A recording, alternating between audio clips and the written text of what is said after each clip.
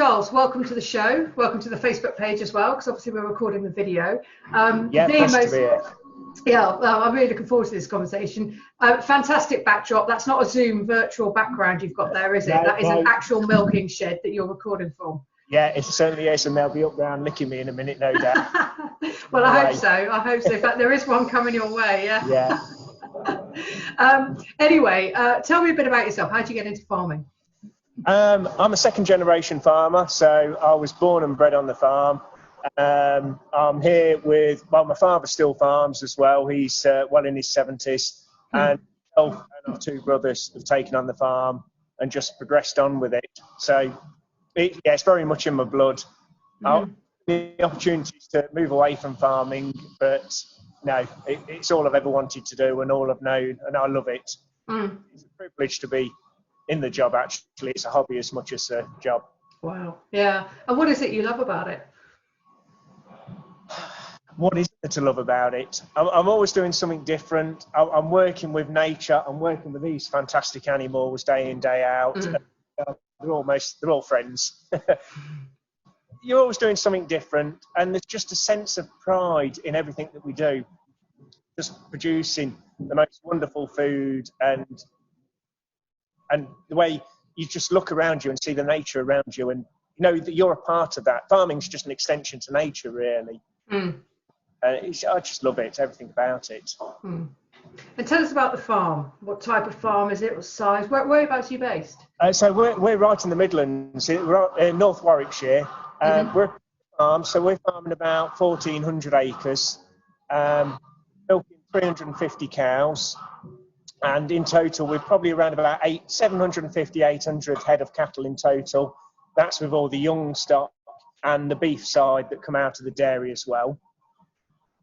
So we milk two different systems. We've got a traditional milking system where we're manually milking twice a day. And then this shed that I'm in now, we've got a robot that's milking.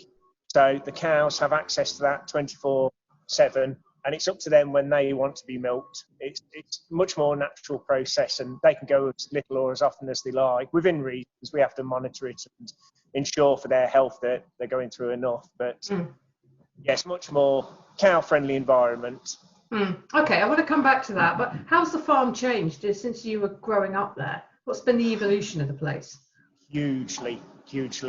I've had this conversation with many people in the past, and farming is looked as very much, how can I put it, hillbillies, back and beyond. But actually, technology in farming is just massive, and I can't think of an industry, although it's easy for me to say because I only know really my industry, but I can't imagine an industry that's changed as much as agriculture has in the last 30, 40 years. How's it changed? It's just so technology driven. We're relying very much on GPS, satellite tracking. I mean, we're using tractors today that are driving themselves. We just basically sit in the cab as passengers and monitor what's going on. I'm going to my cows. I'm recording everything about these cows constantly. So I don't know whether you can see any in the picture, but they're wearing collars. No, I can't quite see that. But yeah, tell me about those. And so wearable tech for cows? Yeah, so they're basically Fitbits. Yeah. We're monitoring their movements constantly, being able to see how much movement they're doing, but also the stomach, the main muscle from the stomach runs up through the neck, and it's positioned on that muscle. So we're also able to monitor the muscle contraction. So we're able to monitor how well the stomach's churning and ruminating. So we're able to see health aspects of our animals before they're showing any clinical signs as well. So we're always one step ahead, and we can intervene with problems before they become an issue. That's fascinating. Yeah, really interesting. And what else are you monitoring? Absolutely everything from the weather to, we're looking at the soils. We're monitoring the different nutrients in the soils. We're also monitoring life in the soil as well, earthworm counts and things like that. Right down to when the crops are growing, we can take cellulose samples and see growth in the leaf is, to be able to work out what nutrients are required. So everything's partly about cost saving. We don't want to be applying anything that we don't need to, but also we don't want to be risk over applying anything to our land, and then there's this chance of doing as much harm as good with pollution as well. Mm. Yeah. What do you think the purpose of a farm is? Is it to produce an end product, or to be custodians of your land, or both? Yeah. So absolutely. I mean, farming, let's be honest, is a commercial enterprise. It's a business. So I've got to make money and I've got to produce food. Now, we're a country that's only around about 65% self-sufficient in the food we produce. Mm. We are having to rely heavily on imports at the minute, but we're a hugely growing population worldwide and with finite resources to feed ourselves. So there's some big questions to be asked about how we feed ourselves and how sustainably we can feed ourselves.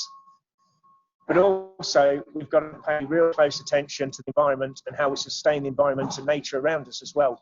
Because farming and nature work in symbiosis with each other. They both need each other to survive. It's amazing how much we rely on nature every day. Tell me more about that, because I'm really interested in that relationship we have or don't have with nature. So, I mean, one of the key ones, I mean, the most important animal, if you ask me, what is the most important animal to British agriculture?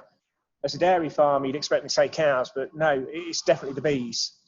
And people have a perception of farmers going out with crop sprayers and blanket spraying everything with insecticides and killing everything left, right, centre. But we're well aware of how much we rely on nature. And we use bees everywhere. We've got beehives all over the farm, and we've seen a significant increase in yield since bringing bees on and using them as well. Just getting that extra pollination. Yeah. And explain, in case anyone's not familiar with that process of pollination, how does it occur? What benefits does it bring? Sorry, you broke up then. In case anyone's unsure about the whole pollination process, and I'm not entirely clear on it myself, explain what that process is and what are the functions of the bees? What's the pollination process? What benefits does it bring? So the pollination, when your plant grows, you're going to get a flower of some description, and it might not be quite so obvious in some of the cereal crops, but take the rapeseed plant at the minute, the bright yellow flowers that we're seeing around that minute. That's just coming into flower. Now, we need that to pollinate, to reproduce. And what happens is the bees will be transferring pollen between them and creating that reproduction system.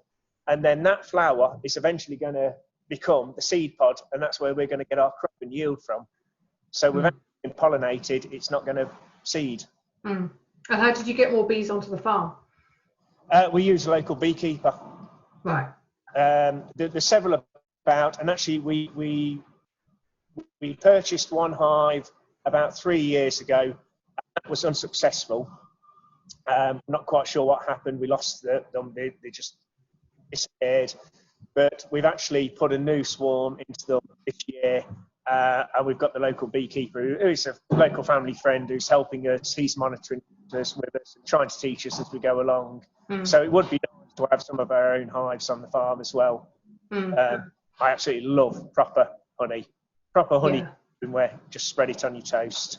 Can't beat it. And I'm a hay fever sufferer, so having honey from my own farm with the own pollens around us, they do say that combat hay fever. Does it? Yeah, so they say. Right. You don't know the mechanism of action. You don't know how it does that. I haven't got a clue. No. Whether it's an old wives' tale, I'm not sure. Right. I'm interviewing somebody, I don't know if she described herself as a herbalist, but she's certainly very interested in the beneficial and medicinal properties of plants, which I am as well, on a very high level. Yeah. Which is, I guess, exactly what you're saying. Yes. So we're talking about that symbiotic relationship between nature and farming. Just elaborate on that, because I'm really interested in that. Well, it's like you say, we've got there's a lot of insects around that are causing us damage, but likewise there's a lot of insects that are doing us a lot of good. And actually one of the main areas that I'm really interested in, and people aren't aware, is life in the soil as well. Soil is one of our prized assets, and it hasn't been looked after well enough, in my opinion, for many years. There were reports a few years ago that because of intensive farming, we could be down to our last 80 to 100 harvests worldwide. Wow. Because soil is degrading so fast. We're just intensively farming. We're taking goodness out of the soil, not replacing it. We're getting soil erosion and soil degradation. So I'm very interested in that side of it. And the key element to that for me, and yes, certainly I'm going to be biased in saying that, is these girls here. We need to be applying organic matter back onto the land. Our cow muck is fantastic. Not only for the nutrients that we're putting in there, but it's also the organic matter, which is replenishing that topsoil and giving it a chance to rebuild. But even also is the bacteria and microorganisms in the organic matter, which just create that whole lifestyle. I think I forgot to look it up before we started, but I read an article recently, in a teaspoon of soil, of healthy soil, there's 4,000 different life forms. 4,000? Wow. 4,000, yeah.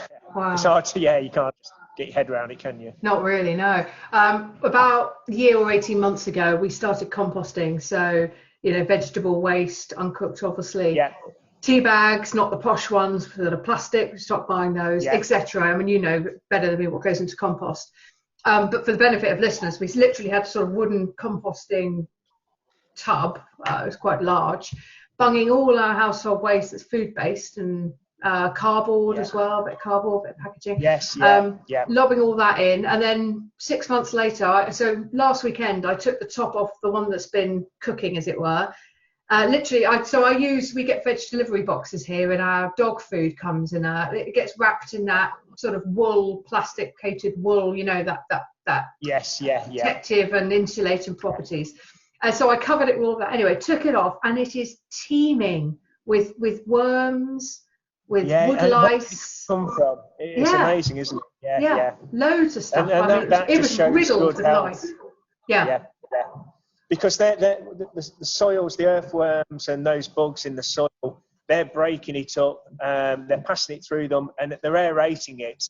If you have that sort of life form in your soil, it'd just go sad, and it'd just be a stodge.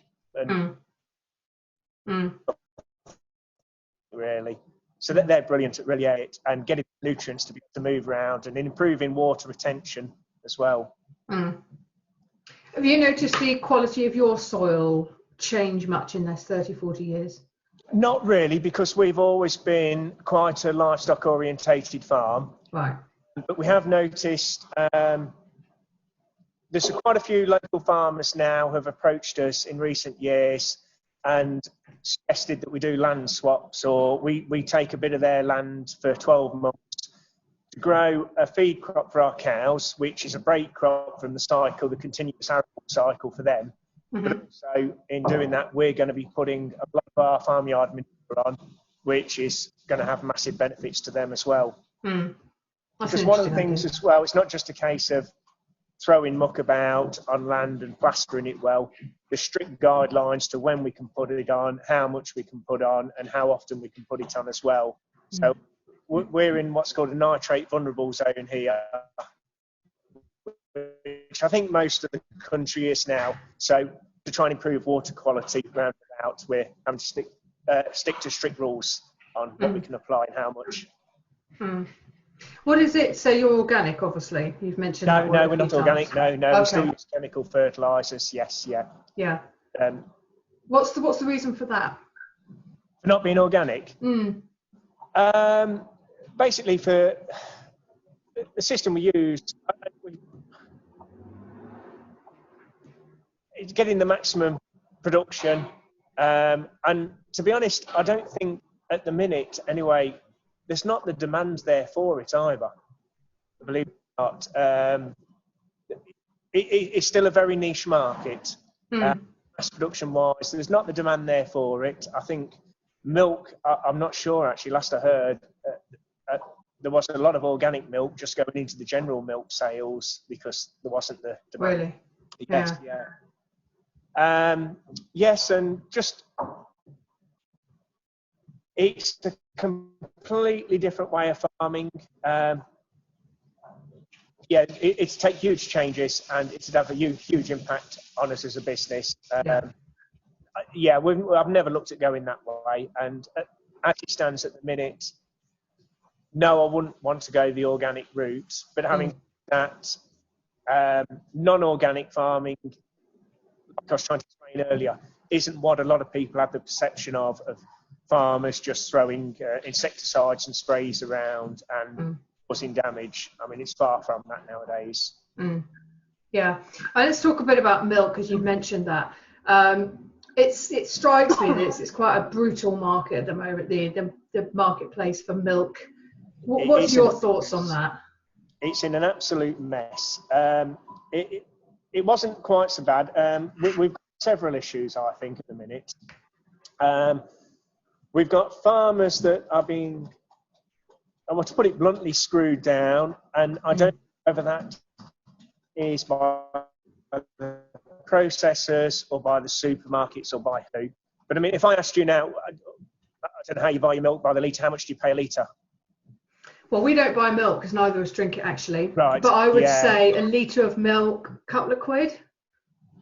Yeah, no. So maybe more. Looking a couple of days ago, so your basic milk in the supermarket is 85p. For a litre? For a litre, yes, yeah. To around about £1. So wow. Most people haven't got a clue what they're paying for milk. And you ask a lot of people and they'll say they think it's a lot more than they actually are. So I don't think people would begrudge paying more for milk, especially when farmers at the minute, the cost of production is around about 25 pence a litre. And we're getting paid at the minute around about 26p a litre. You're joking, a penny a litre? A penny a litre, but then when you think that we've paid for these girls several £1,000s to get them to this stage over 2 years to be able to get to that point producing milk, there's a lot of initial outlay before we even get any returns. So it's who's taking the cut and what's driving that market price, because again, we're not self-sufficient quite in dairy produce, so there's no need for it. But then the big issue at the minute is with COVID-19 and the loss of our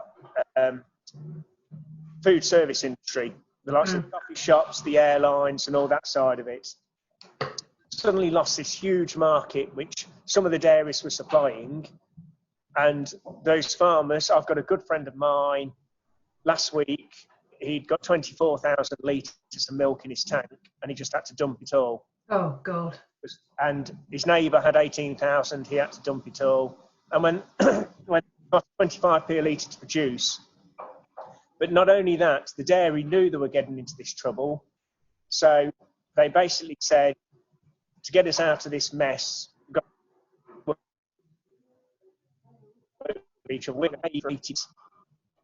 Sorry, Charles, you cut out then. I mean, so you were just saying to get us out of this mess, and then it cut out. And I think so to get us out of this mess, that dairy knew it was getting that sort of trouble. They put it out. They said, we're going to keep the milk going, but we're not going to be able to pay you for 80 days before you'll see any return. So at cost of production, that one farmer, his outlay was £240,000. Bloody hell.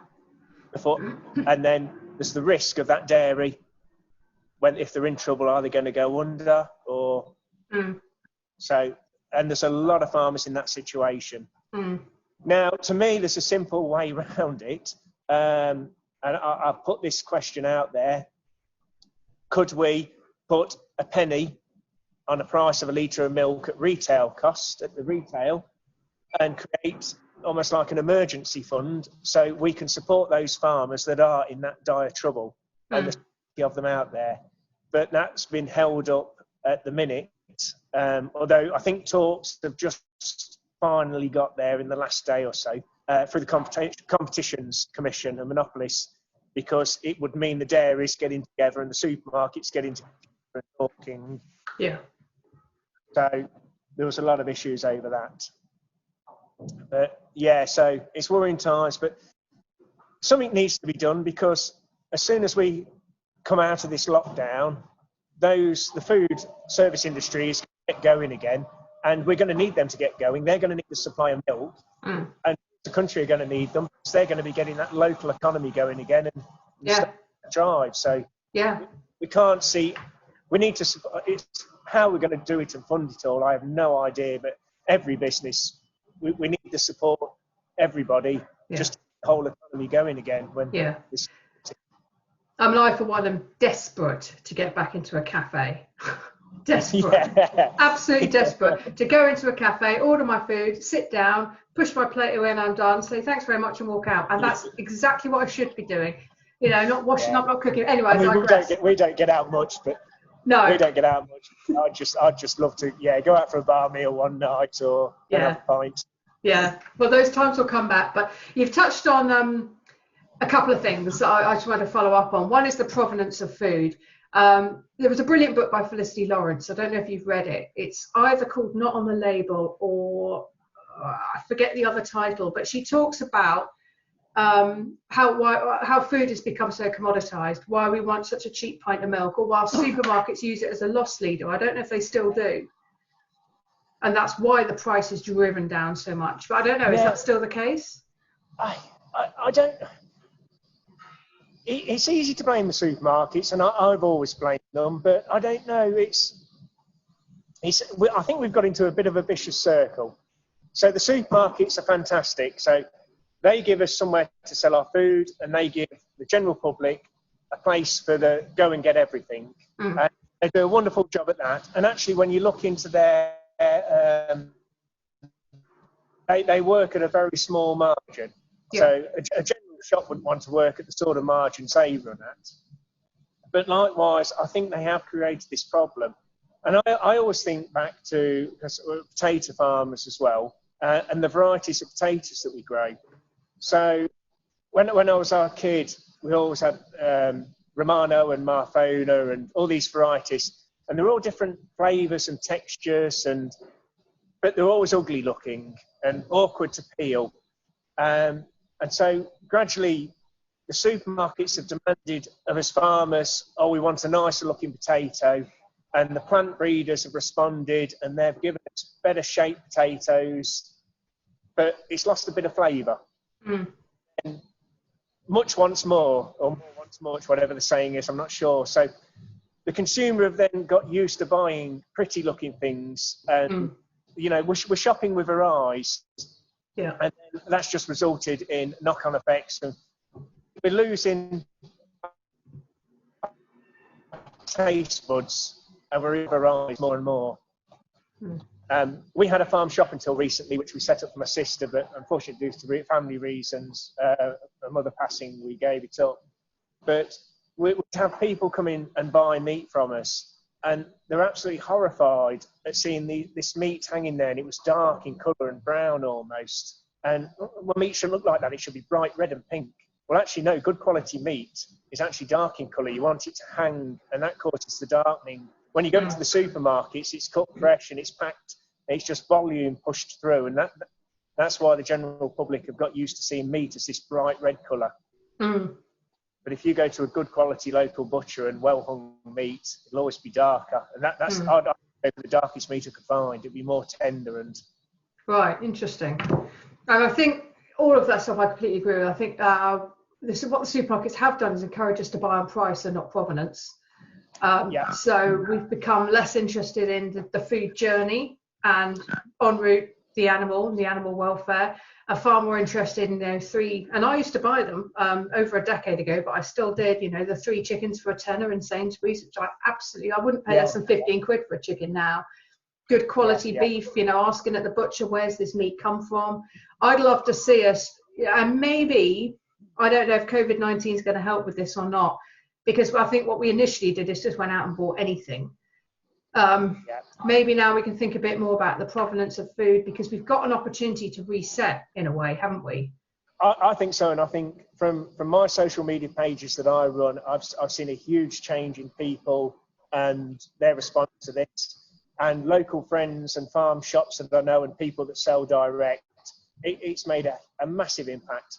I think I read an article earlier today that you said your veg boxes, they've had over 1 million new customers nationwide to veg box schemes. Yeah. Fantastic. That's what we need. And yeah, people really need to appreciate what's grown on the doorstep and also what's grown locally and in season. Because when you start importing food, you're not picking it ripe, you're picking it early because you've got to transport it and all that. So it's not going to be fully mature. It's not going to be full of the nutrients and goodness that it should be. So we're not getting the full benefit from it. No, this book by Felicity Lawrence. Yeah. I'll find out the exact title and I'll put it in the show notes and link it on the Facebook page when this goes out. But she said sometimes foods are ripened under artificial lighting. Sometimes they're ripened on the roadside. Before they go to market. It's a fantastic read, but it's also quite a galling one. We get one of the veg delivery services we use is Oddbox. I don't know if you know Oddbox. Yeah, I've heard of them. Yes, So for listeners and viewers' benefit, it's a service that, again, it's oddbox.co.uk or oddbox.com, and Oddbox LDN actually. And they'll just take, so if you produce potatoes because the supermarkets have put an order in, or and then they've cancelled it, you've left with these spuds, where they're going to go, Oddbox take them. So we get strange things in there. We get a lot of celery, we get a hell of a lot of red onions. Every week we get red onions, but you know what? Otherwise it's going to go to waste. So you find a use for them. I normally give them away, but I love services like that. What's your route to market? You say waste. Sorry, go on. Follow up on waste. Well, going back to waste, I think is it 35-40% of all the food we produce is wasted. That's unbelievable. Shocking figure. Yeah. And I'd say it'd be a lot more within the last few. With the panic buying. Yeah, absolutely. Yeah. Where's I going to go next? Our route to market. Yes. So our milk, we're on contract with Dairy Crest and Muller now. So we produce a white water milk, as we call. So it's non-speciality. So that'll just be going into the general doorstep sales and just general shop sales. So we're not linked or aligned to any supermarket. Our potatoes, again, are not on contract. Been an absolute disaster for us this year because of the wet autumn last year.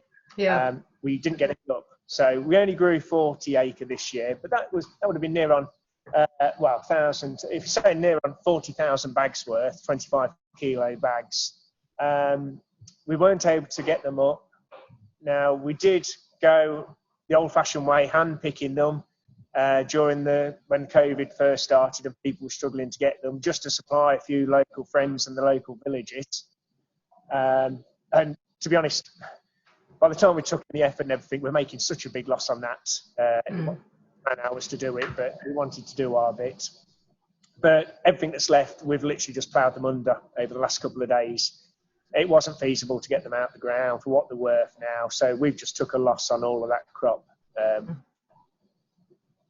Our corn, we grow a lot of corn and a lot of all seed rape, and that, again, nothing on this farm is on contract, so that goes to a local dealer, and that could go anywhere in the country. I mean, the rape, there's very few crushing plants in the country. There's one about 20 miles away from here, which a few loads have gone to, but then the rest are generally around the docks, so that has to travel quite a long way. And the wheat and barley we sell, that varies. Some of it's used here on farm, so we try and be as self-sufficient as we can with feed we produce, but again, that's just an open market. So a lot of it is fairly local, but we don't really have any control in where it goes. Still goes through merchants. And then our beef cattle, we're selling direct to a processor who is one of the larger processors in the area, but he's probably half an hour away. So far enough. When we had the farm shop, we had a little local butcher. We've got two local little butchers who slaughter themselves. within about 3 miles of us, but they're only doing the odd little bit. Yeah. So it's a very short journey in the it's got sort of the way the food goes to be processed or to be butchered. So, sorry, say again, sorry. So it doesn't travel far, I guess is what I'm trying to say. No. Yeah. And to be honest, livestock-wise, no. And there's a lot of that is being cut out now, these long journeys, and rightfully so. There's no need for it. Again, that is what has been a big problem with the supermarkets, that it's put more and more pressure on these smaller family-run butchers and slaughterhouses. I say, we've got the one 1.5 miles, 2 miles away from us here, which we used to use, and they've had the pressure put on them more and more, and they're still having to pay the overheads that they did. They're having to pay all these extra costs for meat inspectors and hygiene inspectors, and they couldn't warrant it. So pieces of equipment are failing on them. They're just not replacing them and slowly giving up, which is a shame, because, as we were saying before, I do believe, well, I hope, if people are true to the word of what they've been saying with this lockdown and they've understood more about food and provenance, that there could be a resurgence for those sort of little family-run businesses. I hope so. And it's one of the reasons why I wanted to do this with you, so that we can think more about provenance. Even though we're all going to be in financial difficulty, think less about price, more about provenance, support farmers in the UK, support Odd Box and the Veg Box delivery services, which I believe are family run as well. Yeah. You say about price though. When we had our farm shop, I set up a Facebook page for that back then, and I'd always we'd pick something each week and do not a special but a promotion, an advert, not even a promotion on it, and compare it to the local supermarkets. Like for like, so I wouldn't go for their basics range, I'd go for their better ranges. And actually, it's surprising how dear supermarkets are. Yeah. And if you go to your local butcher, a lot of people will go to a supermarket and they'll buy a best joint, Sunday roast, they'd buy the best joint or top side, sirloin, whatever. But if you go to your local butcher, you've got somebody there you can talk to. He can give you hints and tips, tell you how to cook things, or tell you what joints to have. Because I have any of your best joints now. I always have 4 quarters, neck, shoulder. If you cook them right and have a bit of fat with them, because that's another problem I'll come back to, it's far more taste and far more tender meat. So yeah, and the fat side, a lot of people are so interested in lean meat nowadays, and actually all your flavour is in the fat. So even if you want a lean meat, have the fat with it and cut it off once it's, or buy a piece of fat and cook it in that, and then that feed the fat. Yeah. So funny you said it, because my partner Antonia cooked for us last night, and she used it was a kind of veggie dish with rice, I think. Anyway, it was only last night, I don't really remember, but she used bacon with the fat on, and I always cut it off when I come to eat it. But the difference the fat made to the flavour of the food was quite significant. Absolutely, yeah. Yeah. Yes. Okay, I want to finish up just talking about your relationship with your animals, because this is what really stands out in your Facebook page. I can see that you've got a cow who's been bothering you for attention for most of this recording, and just sort of see your elbow back there, like, not now, Daisy. Tell me a bit about your relationship with the animals. What do they mean to you now? Because obviously it's also, at the end of the day, they are being milked for money, and they are being slaughtered. So it's a really interesting dynamic, and I'm not trying to catch you out here at all. No. It's like any workforce. If you're happy, you'll be more productive. So all of our cows, our aim is to keep them happy. We want them to be productive. When you're working in with them every day, you learn the personalities. I mean, I can tell you certain numbers of cows, and I can tell you before I walk in, I'll know exactly where they are in the shed, because cows are creatures of habit as well. They'll be lying in the same beds. I've got one that as soon as I walk in here, she'll just walk behind me all the time. She'll be there licking at my shoulder or my ear. I've got another one here, 227, who's like that. She's the one that's been bothering me all through the video. So yeah, they've all got personalities. I've got some that are stubborn, some that will run off, and some that are very timid of me. Mm. But they're like pets. But it never upsets me seeing them go. I mean, I've got one cow actually who I've struggled to get back into calf the last 2 lactations, and I'll keep persevering. I'll make sure she gets back into calf. She is a bit of a pet, but when the time comes, I've got no problem with her going and knowing that she's going to be killed, because every single one of these cows, the only reason they're here and the only reason they're on this earth really is because we produce them for their milk and their meat and their hides and everything else that goes with them. Mm. There's that respect. They're serving the purpose, but you've got respect for them the whole time as well. Yeah. Now, if we had a cow, take the TB testing. I mean, touch wood, we've been fine now.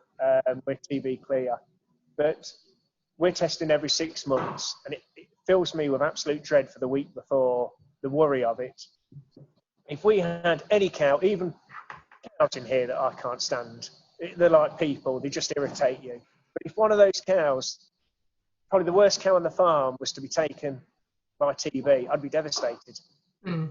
Because it's not ready, it's not served its purpose. Mm. And it's hard. I don't know if I'm being able to put this across and explain it, but no, I think you are. I mean, you're. I suppose it's not parenting. You're the custodian of the animal, and you can have that relationship with it, but you also, you haven't got that emotional. And this is not controversial, but emotional stuff, emotive stuff. Because I know some people will say, well, how could you let the animal go? But at the end of the day, most of us eat meat. And my personal thing is I'm very, very clear on the type of meat I'll eat. I think I could still do more, to be honest. Yeah, but when we're cooking, we know where the meat's come from. We know it's provenance, it's locally sourced, and so on. But there are still times I might go to a cafe and have a chicken ciabatta, and if they haven't told you on the menu proudly where they get their meat from, it's probably not come from the best reared chicken. So there's a few more steps I want to take before I'm really happy. Yeah. But and it is quite fashionable to be vegan and vegetarian and so on. But I thought it'd be interesting to get you on, just talk a bit about the relationship you have with the animals, how the farm works, the challenges you guys face, and those that eat meat. I hope that we'll either we'll get behind farmers, think about provenance of food, and understand the whole process a little bit better as well. Yeah, and it's not a bad thing that you've said there. That I don't disagree with the fact that maybe we do eat too much meat, but we don't eat enough good quality meat. Yeah. So sometimes less is more. Yeah. The thing that saddens me more than anything really is our relationship with animals. I think has gone very awry, to say the least. So I'm trying to encourage people to think about provenance from that perspective. The way that animals have been industrialized, or not industrialized, commercialized, then just literally reared, pumped full of water and hormones, and then slaughtered in an inhumane way, so we can have cheap meat. That's a really good point that you've just brought up there, and I get a lot of interaction with the vegan fraternity social media pages, and I encourage them to come to me, because I don't see myself as an educator. I'm not trying to tell people what to think or how to think or what goes on. I just want to show people my side of the story and the truth from my side of the story, and give them the information to make a proper, true, informed decision for themselves. And one of the things that and probably why I first started doing this, is the 2 most common questions I'm asked, or comments that get brought up, are about animals pumped full of antibiotics and hormones. And that's absolute rubbish. For me, it's laughable. So no one that does that? Second, sorry? You don't know anyone that does that? I'm in my 40s now, and that's never been legal in this country as far as I've ever known. Right. Yeah, it's a common urban myth. That's really interesting. With regards to the antibiotics, yes, we do use antibiotics. We're now one of the lowest users of them in Europe and worldwide, and we're really persevering hard to improve that. But people, this misconception that they're just thrown around for improved production, that's absolute rubbish. You don't think some farms are doing that? No. Not any. Maybe back in the 80s there could have been that, but on the margins working, you couldn't afford to. And so we're now with new regulations, and I've actually just signed a new thing this week. As part of our farm assurance scheme, we're having to show that we're reducing antibiotic use by maintaining herd health. And I've just signed a disclosure giving them permission. So as well as them coming on spot checking and looking at our records, they've now got permission to go straight to our vets and see all our purchase records as well. So they tally up what we've purchased, what we've used, so there can be no fiddling or anything along those lines. Right. But I mean, if I was to use an antibiotic on any animal, there's the cost of it, as I say, and the margins we're on. If we get to the stage of using antibiotics, we're making a loss on that animal at that time. But there's strict guidelines, there's withdrawal periods, so there's absolutely zero chance of those antibiotics getting into the food chain. And so our milk, for example, is tested every single day, and if they find an antibiotic, not just our milk, the whole milk tanker load that's picked up has to be dumped. We're penalised for that because they'll have records. Right. Yeah, there's no chance of it being in the food chain at all. Okay, interesting. Well, it's good to bust that myth. Yeah, okay, cool. Actually, I know our vet said to me there's more chance, actually, because we were talking about this. It was back when they were talking about MRSA and the superbugs and healing farms and antibiotic use. And it was our vet that said to me there's actually more chance of getting the antibiotic resistance from your own domestic pet if you've treated, or if any of your pets have been treated with an antibiotic from the vet. You're actually there, you're fussing it all the time, that dog's doing its business, so the antibiotic residue is coming out via that secretions, and you know, some of that's always going to be in the fur and you're picking up bits that way, so you're more at risk from that side. Right. Okay, interesting. Cool. All right. So to wrap up then, what are you hopeful about for the future for the farming industry? People like you, to be honest. People that are passionate about what they eat and just becoming engaged and learning about what they eat and appreciating what they eat and realising actually that we've got an abundance of fantastic food and fantastic producers. And you said you approached me because of the ethics that I seem to have. Actually, I don't think I'm any different to any farmer that I know. I know hundreds of farmers. The only perhaps difference is that I've actually stood out there and presented it. But we all do the same thing pretty much. It's just that farmers are absolutely rubbish at approaching the public and talking about it and promoting themselves, really. Yeah. Good. All right. Well, we're going to put this out on Facebook and we'll tag you, but your Facebook page is facebook.com/thisfarmlife, one word. Does the farm have a website, or is there any other way that you'd like people to do some background on you? I use Facebook and Twitter, This Farm Life, or Instagram, This Farm Life 9. And then hopefully within a couple of, by the time this is out, my podcast, This Farm Life, should be available. Your podcast? Yeah, so I've just bought a Zoom recorder. Yeah. And basically my idea is just to be out and about on the farm, doing my jobs and explaining what I'm doing. So we'll do a different job each time. Yeah. Talk about what I'm doing. So it won't be interviews, it'll just be literally me and the background noises. Fantastic. I'll look out for that. I'd be really interested. Make sure you let us know when that's out, because we will. Yeah, we'll put it out for you. Okay, so This Farm Life on Facebook, This Farm Life on Twitter, This Farm Life 9 on Instagram. You've got a podcast coming. Charles, thanks for this conversation. I really appreciate it.